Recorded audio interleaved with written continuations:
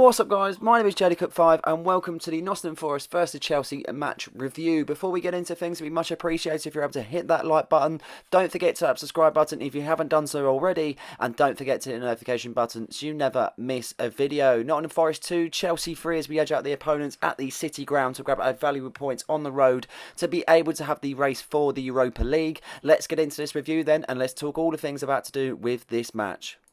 As I mentioned, Nottingham Forest 2, Chelsea 3. The Blues got off to a decent start, to be honest with you, thanks to the assist from Cole Palmer to Mykhailo Mudryk. It's about time that he got the goal, and he definitely did it in style. A nice curling effort on his right foot, just going round into the bottom corner. And we managed to start things off pretty well, in all honesty, but unfortunately that wasn't the case. We were suffering a lot from taking corners, but just allowing too many men just to go forward, really allowing the pressure for Nottingham Forest to hit us on the break, and it really come out to bite us, to be honest. Unfortunately, Willy Bolly's attempt from the free kick that Benoit Badiashile conceded was the effort that they were able to convert in the first place. It was really poor defending, and that's probably been the worst downfall of our season, and honest, just kind of making simple mistakes.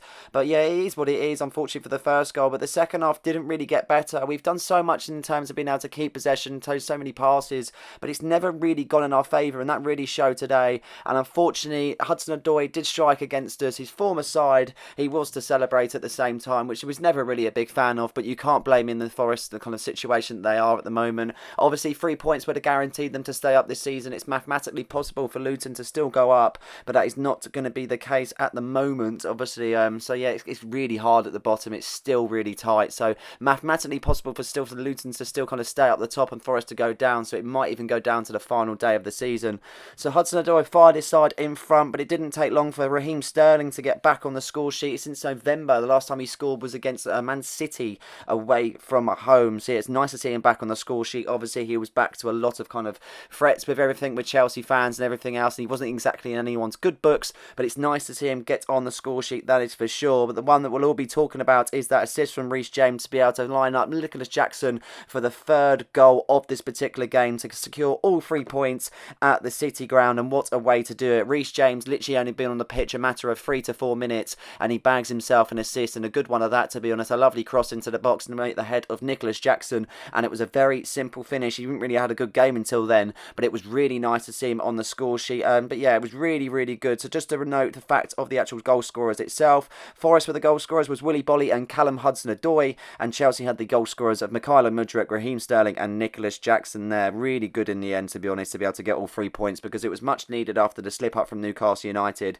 It'd have been even better if they were to have lost the match and we would have surpassed them and gone into 6th, but currently we meet them on goal difference, so it's all to play for until the end of the season. But I reckon we can do it, to be honest. Newcastle have got harder games than us, so I reckon it's a big kind of push for us now to win the next 2, being Brighton and we've got Bournemouth at the end of the season. Now onto the player ratings for the particular side that we did field against Nottingham Forest. We're just going to run through it. Petrovic started in goal. Cucurella on the left-hand side, but he kind of went to an inverted role, going into the centre-mid role when he could. Badiashile and Silva partnered as a centre-backs, with Trevor Chalobah being on the right-hand side. Conor Gallagher and Caicedo partnered in the middle with Mykhailo Mudryk, Cole Palmer and Madueke making up the midfield, with Nicholas Jackson up top. Obviously, we made some substitutions later on with Malo Gusto, Reece James and Raheem Sterling, and Christopher Nkunku getting on to the pitch. Let's run through the ratings then, and let's see what I thought of the particular lineup itself. In terms of the lineup itself, obviously we're still having players that are coming back fit. I thought that Malo Gusto might be able to play the full 90, but he only was able to play 32 minutes in the end. It would have been nice to see him start on the right hand side, as I don't think Trevor Chalobah is a right back whatsoever, and he kind of favours in that centre back role. We're going to start from the bottom to the top then. Petrovic in goal.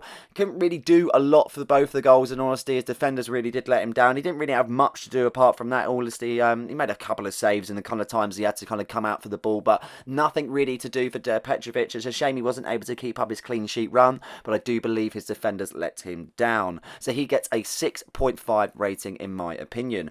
Cucurella on the left hand side, 6 rating in the end. I feel like he was okay at times. The inverted run, the centre mid, just didn't work for me today whatsoever. He got bullied in the midfield. Too many times where he lost out on the ball, and it was just so many times where he just didn't feel natural in that position whatsoever. I felt like when we made the substitutions, it allowed himself to play play in his natural position, and that's where you saw the strengths of Cucurella. That is for sure. So yeah, it's really a bit harsh to say, but I reckon he would get a 6.0 rating. Badiashile, an absolute awful game from the Frenchman, in all honesty, and was liable for the actual first goal that we conceded. Obviously committing the foul and obviously giving away the free kick that led up to their goal. He just wasn't at the races today whatsoever. I think there was a point at the start of the game where he got completely looped and he actually allowed one of the Nottingham Forest strikers to get completely in straight away. And he was quite lucky that Petrovic was able to come out off his line really quickly. But no awareness from Badiashile whatsoever today. And it kind of, I would say he's a good centre-back, but at times I just really kind of think that he isn't, because games like this today just goes to show how really poor he was. He was substituted in the 60th minute in the end, and I think Pochettino knew that he had to make the change to freshen up the kind of roles that we did have to make. So yeah, not a good rating for him in the end, 4.0 rating, and hopefully we'll see a better game for Badiashile when he next plays. Thiago Silva, 6 rating in the end. I feel like he was a little bit slower today. He slowed the game a bit too down for me in the end of the day. He's had his critics in the season to be able to slow the game down, and obviously that has been his weaker point of the game. I wouldn't say he had a good game, but I wouldn't say he had his bad game. 6.0 rating for me in the end. It could have been better, it could have been worse. Same goes for Trevor Chalobah, 6 rating for me in the end. He's not in his natural position, so it's a bit unfair for him to be in kind of there. He had a big draw with Hudson-Odoi, and unfortunately he did lose out in the end. He just didn't really seem to be able to keep up with him whatsoever. He's not a right back at the end of the day, solely a centre back, and you can see that definitely when it kind of changed around and he was in that centre back role.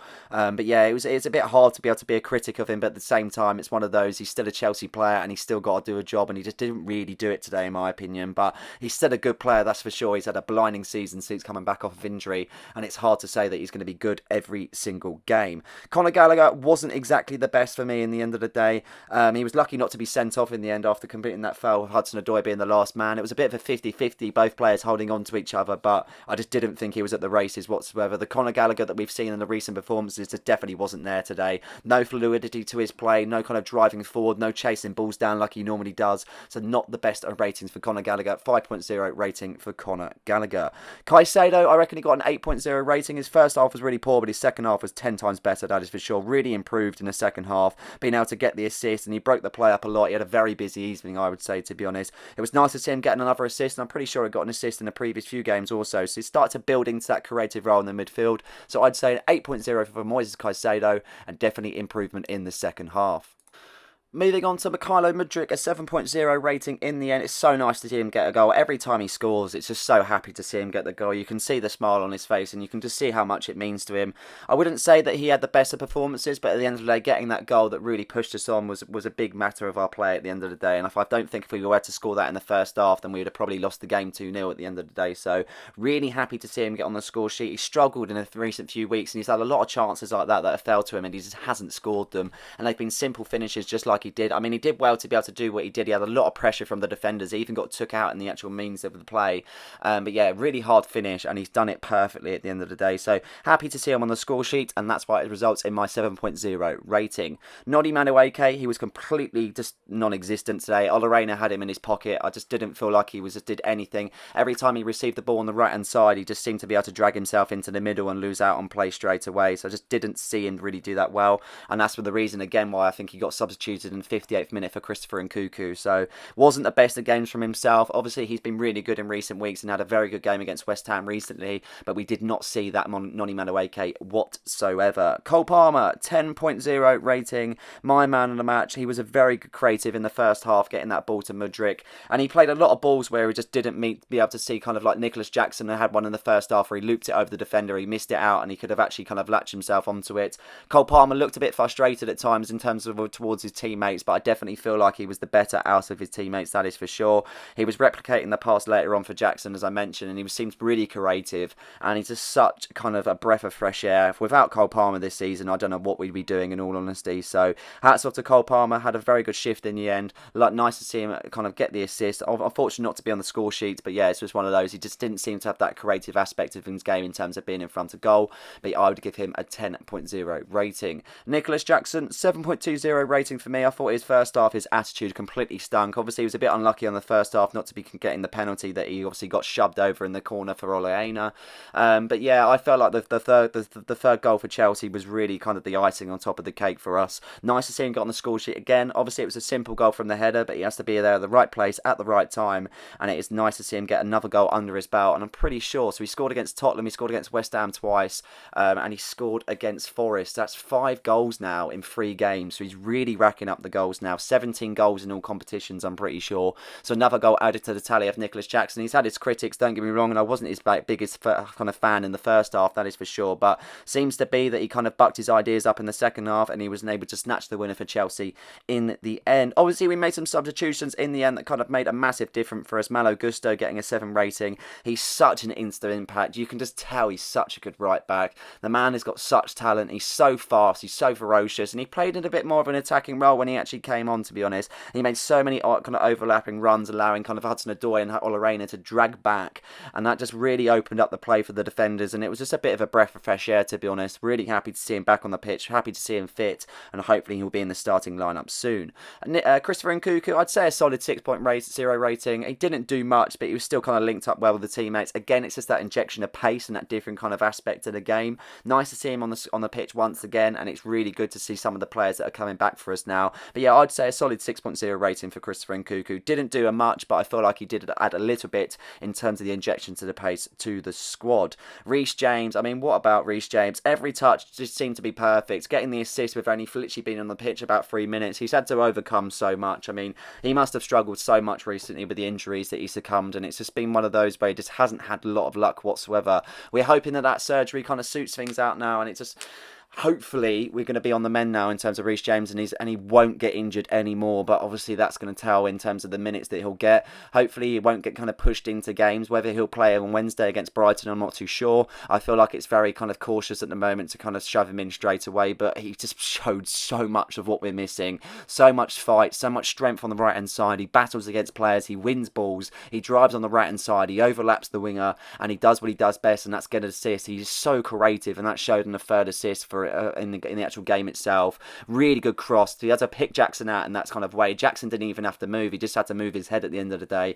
Really good stuff from Reece James. I'd say a 9.0 rating for Reece. So happy to see him on the pitch and so happy to be able to get that assist. Last but not least, we have to mention Raheem Sterling. Obviously, he's had his critics, don't get me wrong, but it's so nice to be able to see him on the score sheet. He wasn't even on the pitch for long himself. And it literally took him a matter of 8 minutes to be able to get the goal for himself that was assisted by, I'm pretty sure, Moises Caicedo. But yeah, he's had his critics at the moment, and obviously he's been injured, so he hasn't been on the pitch himself, and I don't think he'd probably be worthy out of the performances that he has had, especially that one against Leicester. But maybe that might change now. Maybe the fortune might change for himself, and maybe the fans might start supporting him in that way. I'm not being funny. If he provides kind of performances like that and he gets the goals, and there's no reason not to.